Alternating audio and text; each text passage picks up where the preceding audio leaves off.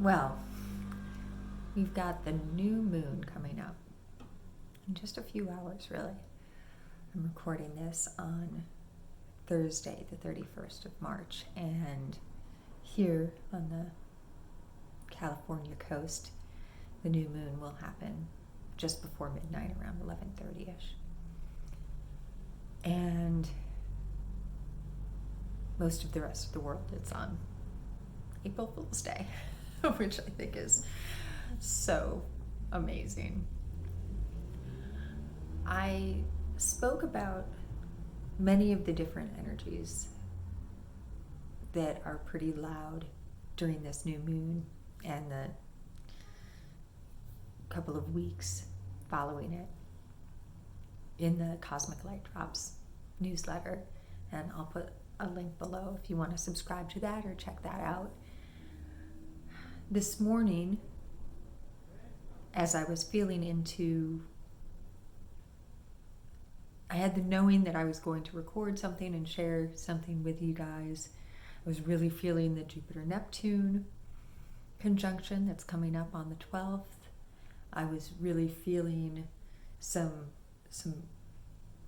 North Node energy. We've got Hecate and Uranus conjunct very close to the North Node. But as these things often work, there was something else that I've been feeling really loudly for probably the last month, maybe even 2 months. And it's this Cardinal Grand Cross. Now, I wasn't sure why Cardinal Grand Cross was so loud. I mean, it was loud to the point where I was like looking up what are some of the different meanings, the energies that surround having a Cardinal Grand Cross. My personal natal chart, I have my ascendant and descendant and my MC and IC form a Cardinal Grand Cross. So I thought maybe that's what it is. I was like, oh, maybe I'm supposed to start looking at how this cross that exists in everyone's chart might exist. And is it always a Grand Cross in everyone's chart? The answer is no. And then today I went out on one of my donut journeys, and then I got home and I was like, I need to listen to Pam Gregory and Kelly Hunter's talk. I don't know why, and usually I don't necessarily listen to or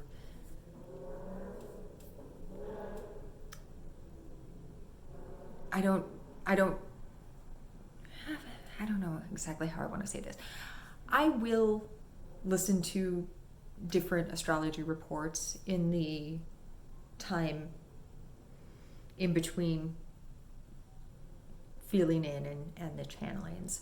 But a lot of times I let the information flow through me the way that it wants to, and then I'll go and, after I've written the update, I'll go and check out what everyone else has to say. I think there's this part of me that wants to make sure that I'm touching in on the things that are most wanting to come through me, as opposed to letting what might be filtering in from just the things that I'm watching, which is kind of funny because that's how everything works anyways, is how we interpret all of the different things that we're filtering in. And there it is. And so I was like, okay, before I film anything today, I'm going to listen to this guidance that I'm supposed to listen to, this interview that Pam Gregory did with Kelly Hunter. I'll put a link to that below as well because it was fascinating. Kelly Hunter is an astrologer who is famous for really doing a deep dive on the Kuiper belt objects, so like the asteroid belt. And the first thing that she started talking about was a T-Sqaure that's being made on this new moon with 3 of these creator beings that are asteroids. There's Salacia, who is like mermaid, iridescent light energy. She was in Greek mythology, she was the mermaid wife of Neptune. And there's MakeMake, who is the Rapa Nui creator god, the birdman god. And then there is Quaoar, who I have a special affinity for, who is the creator god who sings and dances the world into being, who is linked to the Tongva people, at the native tribe from the West LA Basin area.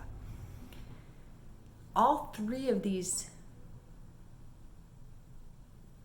beings and the asteroids named after them are at 7 degrees of their cardinal sign. So you have MakeMake at 7 degrees of Libra, and you have Salacia, I believe, was at Salacia at 7 degrees of Aries, and then you have Quaoar at 7 degrees of Libra. Do I have MakeMake and Quaoar mixed up there? No, I don't. Sorry. Sometimes the exact signs that things are in, it's more about the angles for me. But she's talking about this, and I'm like, there's something in this. That each one of these beings, their story is about light and the sea and the sun shining on the sea, or bringing the world into being using light and sound. And then I was like, okay, what is this trying to say? What is this reminding us of? That they're in this T-Sqaure. And this is the same T-Sqaure that I was talking about in the newsletter that contains Quaoar and Sirius. And I've been talking about that one for some time. And I was like, okay, well, Sirius is in Cancer, and the whole time I'm watching this, I'm like, okay, so maybe Sirius is the Cardinal Grand Cross part of this. This is the energy of momentum building. All of the cardinal signs, they have this like, we need to get this shit done now energy. And I was like, so where's the water? Is it Sirius? Is it Sirius? And then she comes in and she's like, it's Black Moon Lilith, the primordial feminine. And I was like, oh, fuck. Of course it is. Of course it is. So if we feel for a minute, just like take a couple of breaths. I think I need to. Feel into the idea of a being, a creator being, a source being that sings and dances the world into being.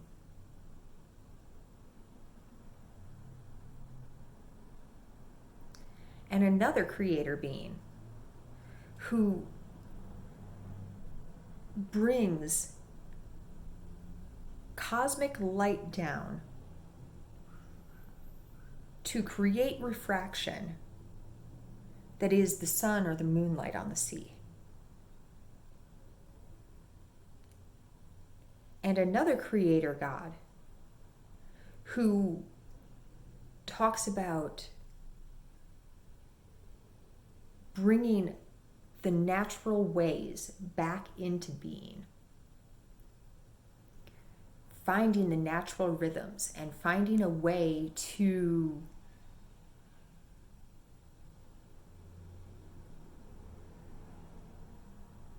create or recreate following devastation. And then you bring in this idea of Black Moon Lilith, the true void point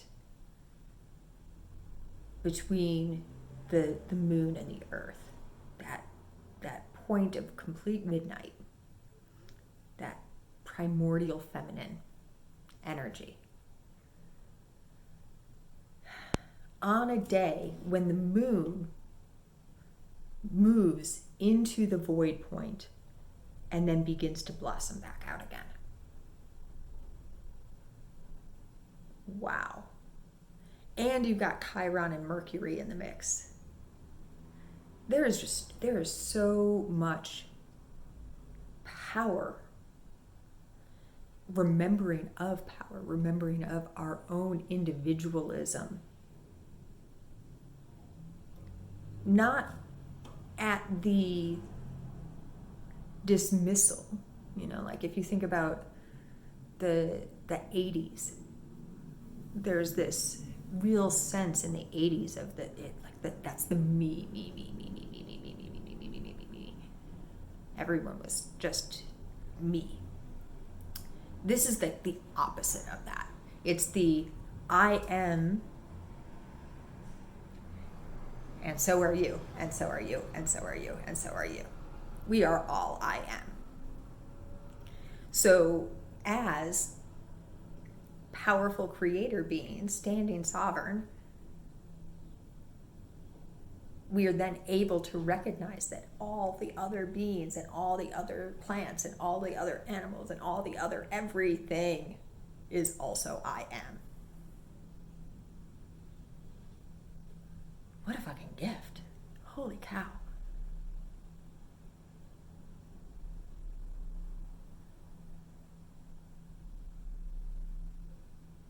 There was some words that I wrote in the newsletter about the journey that Mercury has made over the last month since the last new moon.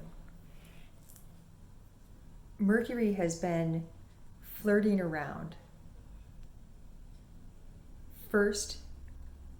The first time I really picked up on what Mercury was up to was at the last full moon, when he was dancing with the sun. Then flitted down into a nice little relationship with Jupiter, then into relationship with Neptune, who were moving closer and closer and closer together, and is now coming up to meet the sun and the moon and Chiron. And the way that it felt to me, now it's also important to note that at that Leo full moon, there was that beautiful Sirius Hygeia trine.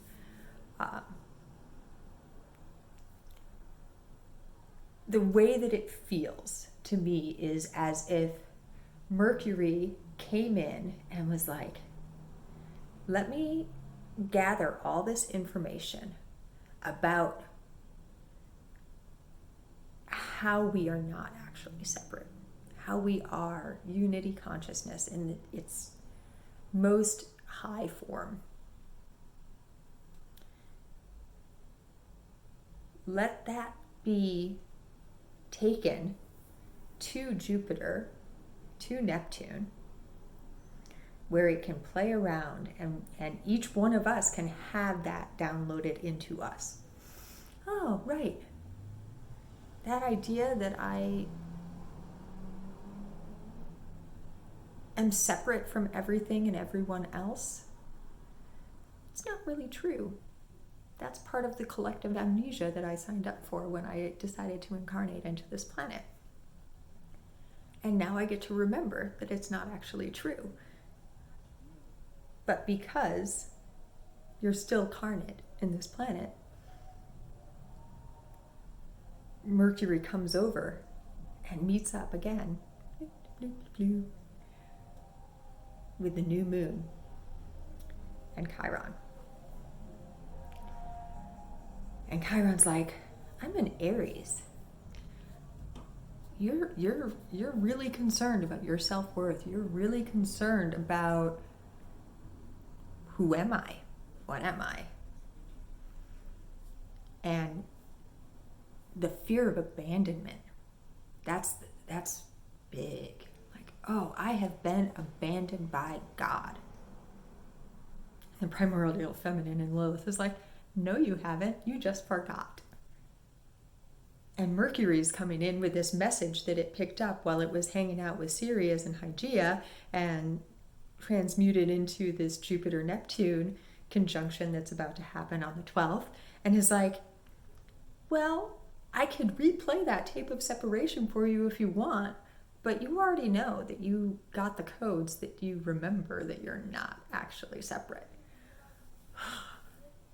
And all of this is leading up to this Jupiter-Neptune conjunction, which is all about big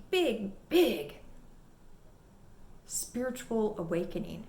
It's saying all of those dreams of togetherness, of unity consciousness, of yay, we're all together, we're all in this together. That's true. You just have to remember to wake up. You just have to remember.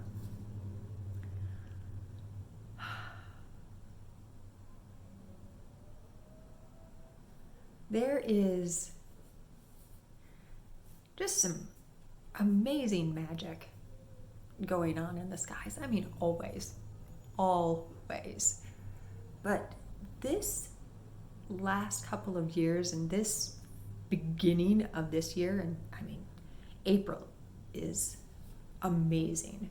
There is, if you even take astrology out of it and just look at the astronomical planetary alignments, it's mind-blowing. It is so beautiful. There is an alignment between Mars, Venus, Jupiter, Neptune, and the moon, all on the pre-dawn sky, lined up end to end on April 24th. Like, wow. I mean, even if you don't like astrology, that's just beautiful.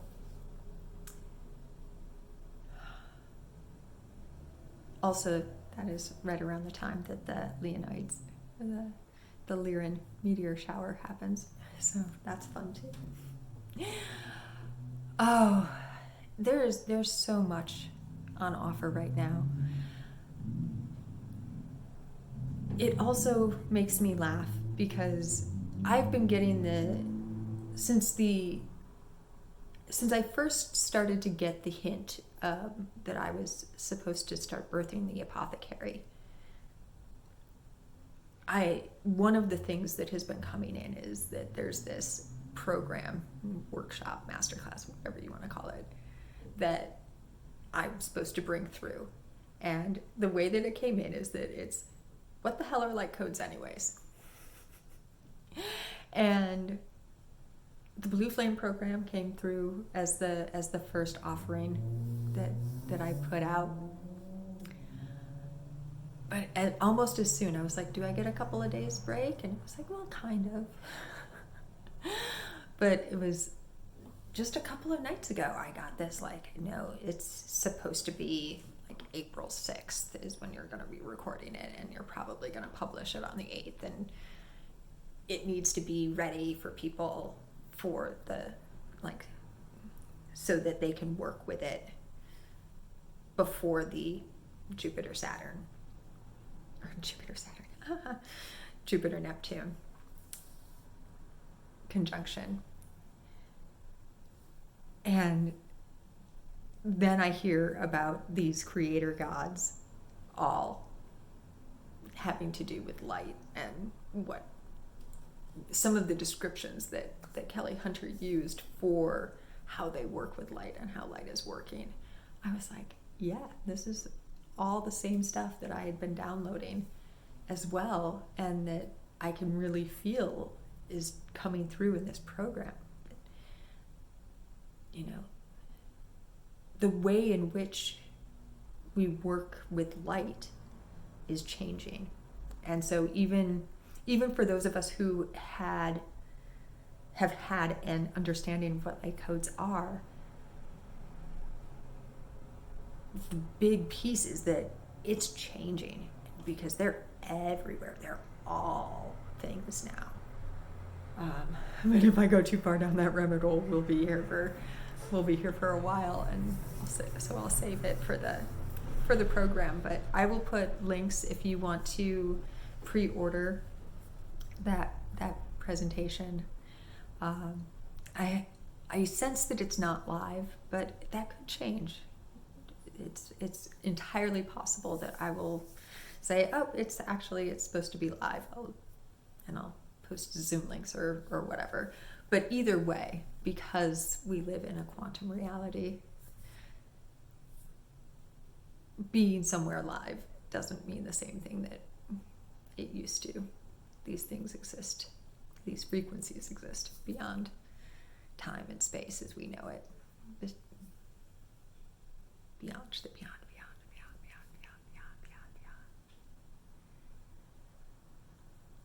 I just want to feel really quick if there's anything else.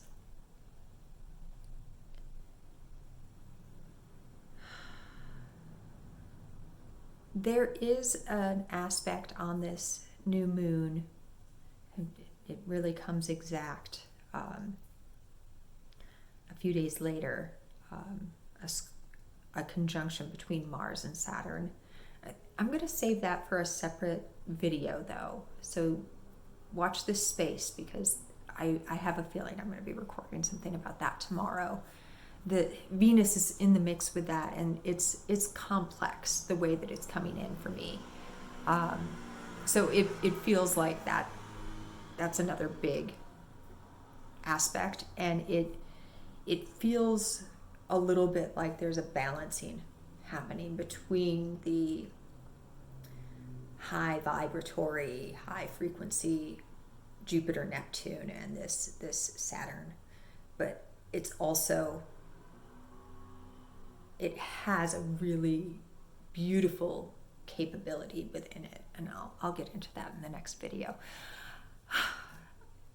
There's so much to share with everyone, and it's such an honor to be able to do so. I'm so grateful for each and every one of you for hearing and seeing me, and I look forward to hearing and seeing you. And as always, I send you so much and many loves from all the dimensions.